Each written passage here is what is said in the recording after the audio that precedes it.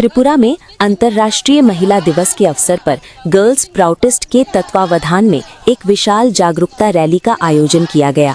इस रैली में बड़ी संख्या में महिलाओं, युवतियों और सामाजिक कार्यकर्ताओं ने उत्साहपूर्वक भाग लिया।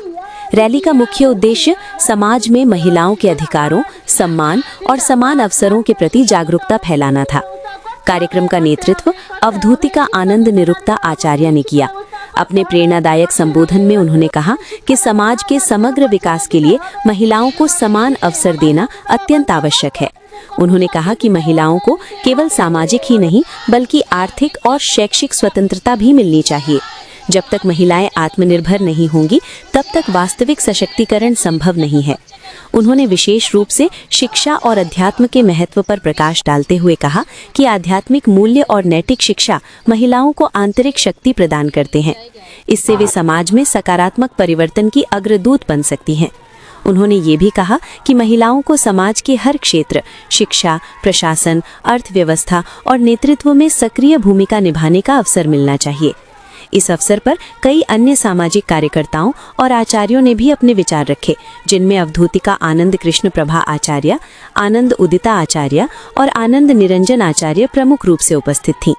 रैली में बड़ी संख्या में महिलाओं और युवतियों ने भाग लिया, जिनमें आनंद चिरोमधुरा, सीमंती देव, निवेदिता देवनाथ, अनुका पॉल, कनन देवनाथ, कावेरी नाथ, झुमुर नाथ और गीतांजलि देवनाथ सहित कई सामाजिक कार्यकर्ताएं शामिल थीं। रैली के दौरान महिलाओं ने हाथों में बैनर और पोस्टर लेकर नारी सम्मान, समान अधिकार और सामाजिक न्याय के संदेश दिए।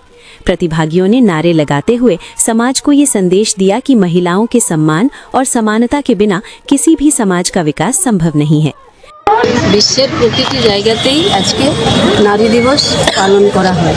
তা আমরা আজকে এই যে নারী দিবস পালন করছি, এটা গার্লস প্রাউটিস্টের পক্ষ থেকে আমরা পালন করছি। কারণ আমরা জানি যে এই নারীদের উপর দীর্ঘদিন থেকে যে অত্যাচার হয়ে আছে সব কিছুতে, যেমন কার্যক্ষেত্রে নারীদের সমান অধিকার নেই, যে কোনো জিনিসের পক্ষে নারীদের যে সমান অধিকার দেওয়া হচ্ছে না, তার জন্যই আমরা আজকে এই পথে নেমেছি গার্লস প্রাউটিস্টের তরফ থেকে। গার্লস প্রাউটিস্টের প্রতিষ্ঠা ও প্রবর্তক শ্রী প্রভাত রঞ্জন সরকার এই আমাদের যে গার্লস প্রাউটিস্ট সংগঠন, এই সংগঠনটি তিনি দিয়েছেন।